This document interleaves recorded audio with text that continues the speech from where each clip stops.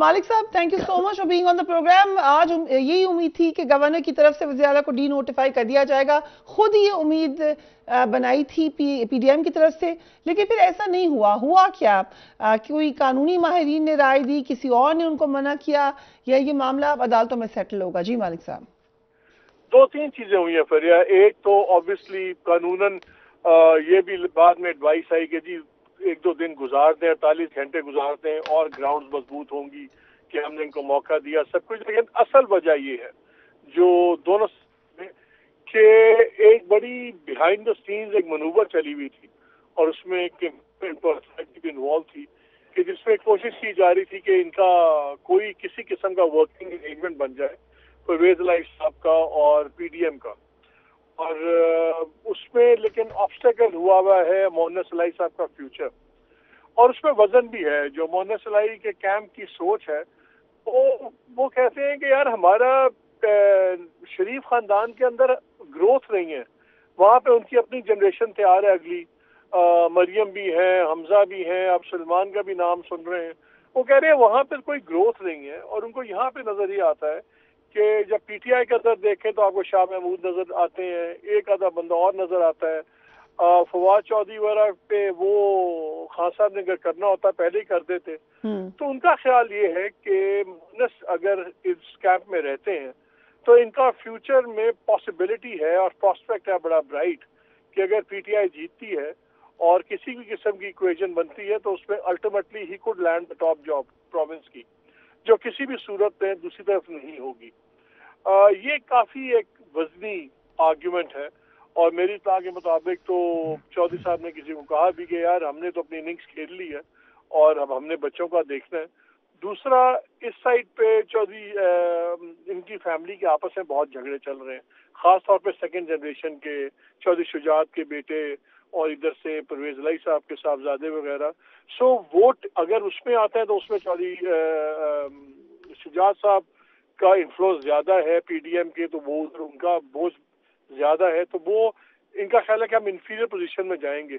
एक कोशिश चल रही थी, वो कल तो बहुत जोर शोर से थी, आज भी पहले मैंने सुना कि खत्म हो गई, फिर पता लगा कि नहीं एक आखिरी हल्ला मारा जा रहा है। So that is the main thing. बाकी एक फैसला कर लिया इन्होंने कि जी अब खतो किताबत बहुत हो गई, 2 खत आ गए, 2 खत स्पीकर साहब के चले गए। सो अब कल से I think they will start moving on the other lines. General Amjad Shoaib, ये मुसलसल हम एक आईनी बुहरान के बाद दूसरी तरफ जाते हैं। हुआ ये है कि अभी तक हम देख रहे हैं कि मामला सियासतदानों के ही कोर्ट में है, लेकिन क्या ये मामला ऐसे ही चलता रहेगा तो कहीं ना कहीं अदलिया इसको सेटल करेगी, या ये कहीं और सेटल होगा आपकी नजर में? बिस्मिल्लाहिर्रहमानिर्रहीम। देखिए, ये जाना तो अदालत में ही है, क्योंकि कानूनी मसला है जिसके ऊपर इख्तलाफ राय है। इंसाफ फोरम के लॉयर जितने भी हैं उन्होंने बड़ा फर्मली ये कहा है कि ये सेशन हो नहीं सकता था, और ये इसका गवर्नर का ये जो ऑर्डर है ये इंप्लीमेंट नहीं हो सकता था। तो उस लिहाज से अगर वो मुतमईन है इस चीज़ के ऊपर तो डेफिनेटली अगर इस पर कोई उनके साथ दस्तराजी की गई तो वो जाएंगे अदालत में। बाकी मेरा नहीं ख्याल कि किसी अदारे को इसमें कोई दखल अंदाजी करनी चाहिए। अगर करेंगे तो उसके नताइज मजीद खराब होंगे। उसकी वजह यही है कि लाजमन जब दखल अंदाजी होगी तो एक साइड उसमें डेफिनेटली गैर मुतमईन होगी, दूसरी के शायद उसको फायदा पहुंच रहा हो, तो जो मुतमईन नहीं होगी वो एक्सप्लॉइट करेगी, वो उसको शोर मचाएगी। तो बेहतर यही होगा कि इसको अदालत में जाकर सॉर्ट आउट कर लें। और चौधरी परवेज इलाही को भी सूट करता है, उसकी वजारत आला चलती रहेगी, असम्बलियां भी डिसॉल्व नहीं होंगी जो वो चाहते थे, और अदालतों में भी केस चलता रहेगा। सो इस तरह अगले 2-4 महीने इस तरह गुजर जाएंगे, फिर इलेक्शन वक्त पे कराने का मेरा ख्याल मामला आ जाएगा। तो लगता है कि ये सबको सूट कर रहा है, सवाए इमरान खान के बाकी सबको सूट कर रहा है। राइट। सो मामला यही अब लग रहा है कि थोड़ा तूल पकड़ता हुआ नजर आ रहा है। और ये मकबूल जान साहब, पंजाब में कंफ्यूजन बरकरार है।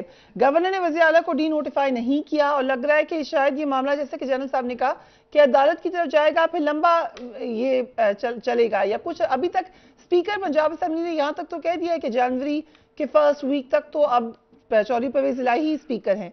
सो जो असेंबली तोड़ना चाह रहे हैं खान साहब, वो अब मुमकिन नहीं है। देखिए, पहली बात तो यह है कि अदालत के अंदर तो सिर्फ 1 दिन की बात है। बुनियादी तौर पर इसके ऊपर बकायदा रूलिंग्स मौजूद हैं اور وہ رولنگ اتنی زبردست ہے جس کی حساب نہیں کہ عدالت نے نو کانفیڈنس کے موو کے لیے 10 دن ایک ریزنیبل ٹائم دیا ہوا ہے کہ جس دن کے اندر آپ 7 دن اس کو ٹائم دیں اور 3 دن پریپیئر کریں. اسی ٹائم کو مد نظر رکھتے ہوئے عدالت نے منظور وٹو کیس کے اندر 10 دن دیے تھے، کیونکہ اگر 10 دن کا ٹائم نہ دیا جائے تو تماشا بن جائے.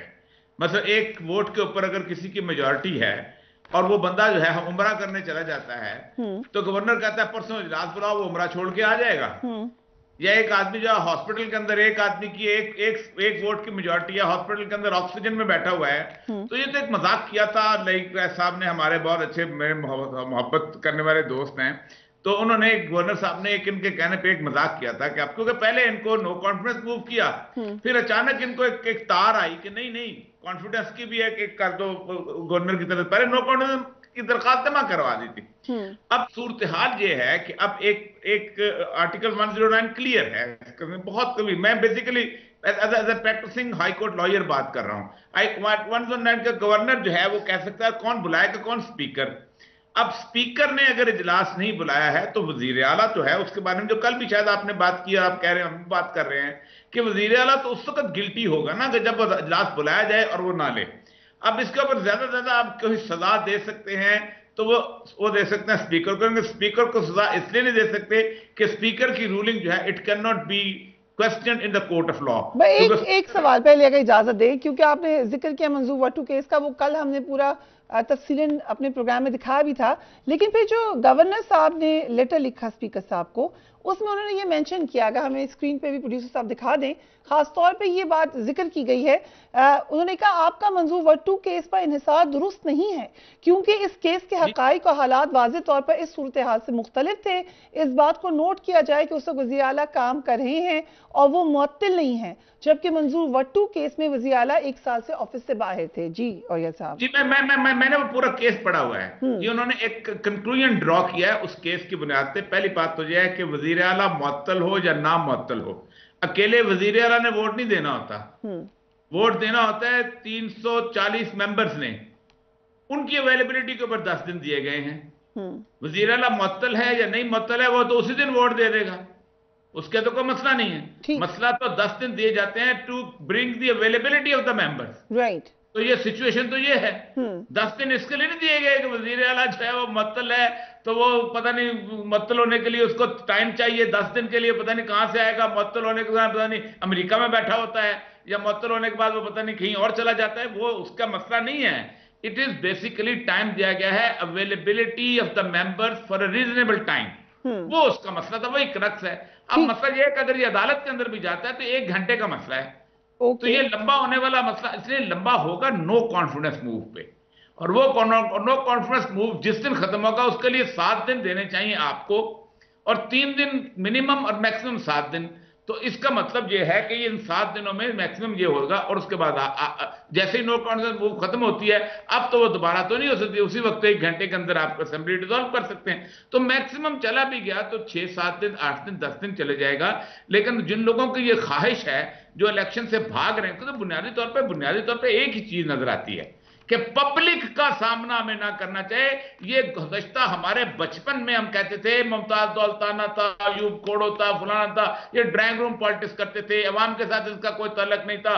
بھٹو نے آ کے کہا let's go to the people. Bhutto عوام میں پالیٹکس میں آ گیا. یہ دوبارہ یہ سارے کا سارا پی ڈی ایم کا گٹھا وہ سارا انہی کی اولادیں ہیں، یہ ساری کی ساری. کوئی چٹھا کی اولاد ہے تو کوئی دولتانہ کی اولاد ہے تو زور لائی کی دوسرے، یہ سارے وہی اکٹھے ہو گئے. وہی ڈرائنگ روم پالیٹکس پاکستان میں واپس آ گئی ہے کہ نہیں پبلک میں نہیں جائے. او بھائی ڈیموکریٹک ایک بندے کا کام کیا ہوتا ہے؟ Go to the public.